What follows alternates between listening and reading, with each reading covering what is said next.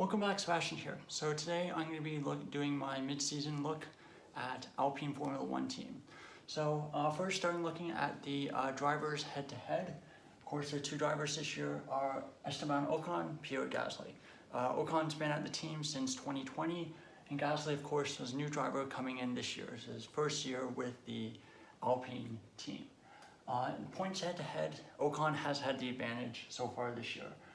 35 points for Ocon, 22 for Gasly. Just looking at the non-sprint race points, it's 33 and 16. So this is just something new that I'm going to be doing for the remainder of the teams I haven't looked at, because these are the teams where the sprint points do kind of make things a little bit different. Race head-to-head, 5-3 in favor of Ocon, but average finishing position is very, very close. 9.72 for Ocon and 10.08 for Gasly. So we're pretty close in terms of the race head-to-head, or in the average finishing position. Of course, Ocon's excellent podium from Monaco would definitely boost his points total quite a bit. Quality head-to-head, 6 apiece, so very, very close in terms of qualifying. But Ocon does have the advantage in terms of average gap. 0.152 seconds, and that's with a couple of outliers removed on either side.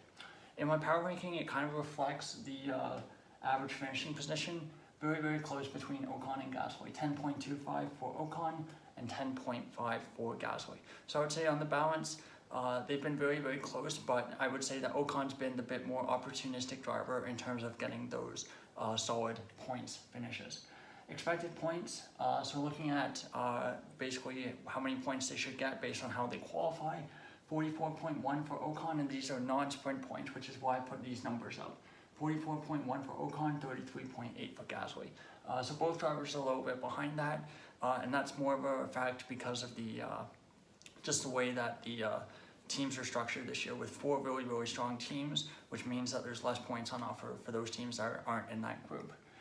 Z-score is 0.6, so this is a measure of gap between the drivers in the races, which is 8th biggest. So pretty small gap between the drivers, which I think, given that this is Gasly's first year at Alpine, does tend to make him look a little bit better, I would say, given that the gap is as small as it is. But that being said, he will want to kind of turn that points deficit around in the second half of the year. And as far as I know, both drivers will be driving for Alpine next year. But I think after that, I mean, it's kind of anyone's guess. So next year will be a pretty intense year, an important year for both drivers. Now, moving on to qualifying gap. First 5 races of the season, Bahrain to Miami, 1.1 seconds off pole on average, which was 5th fastest. Races 6 through 12 in the dry. Of course, there's quite a few wet races that we've had recently.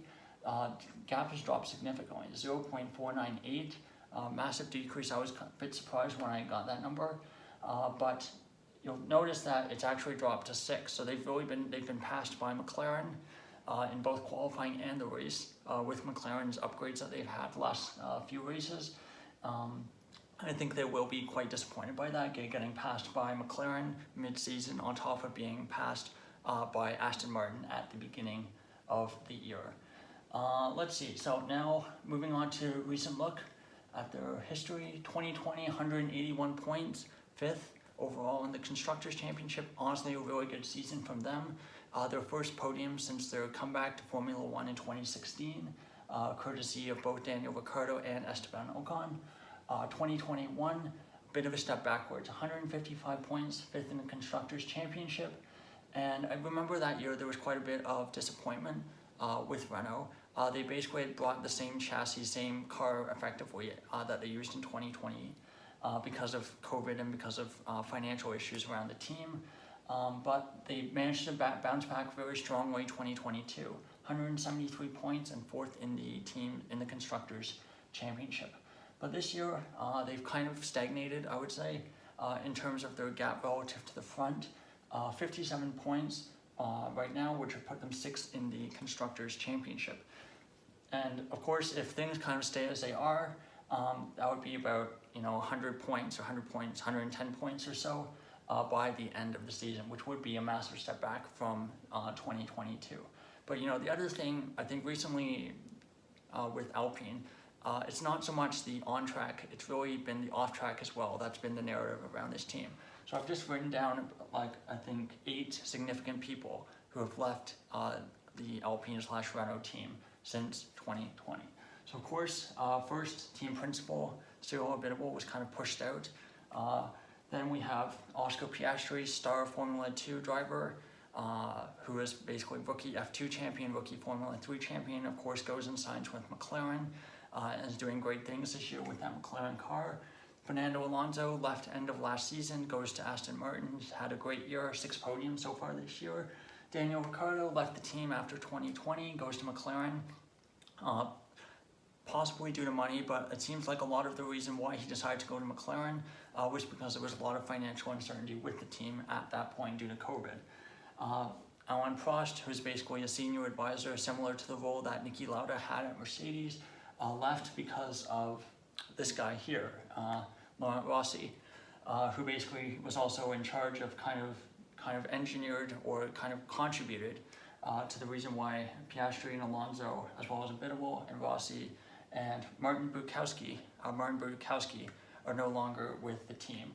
And of course, the recent news was that Otmar Szafnauer was basically stepping down as team principal, being let go, as well as Rossi, who was effectively resigned or basically pushed aside as CEO last month as well. So for Alpine, they're a works team. They're the only team with the Renault engine. The rumors are that they do have the weakest engine on the grid, which could contribute for why they're down in 6th place in the Constructors' Championship. And, for me, I really think that they really need to find a superstar driver to build this team around. They really need long-term consistency. I think Ocon and Gasly are both very good drivers, but I don't think either of them are a driver that you build around if you want to try to build a World Championship winning team. Any of the drivers on here I think would have fit that mold. Of course, Alonso doesn't really have time on his side, but Piastri, Ricciardo, I think obviously Ricciardo at his peak would probably be better than either of those drivers there. So that's all for this video, talking about Alpine, kind of looking at them mid-season. Thank you so much for watching, and goodbye.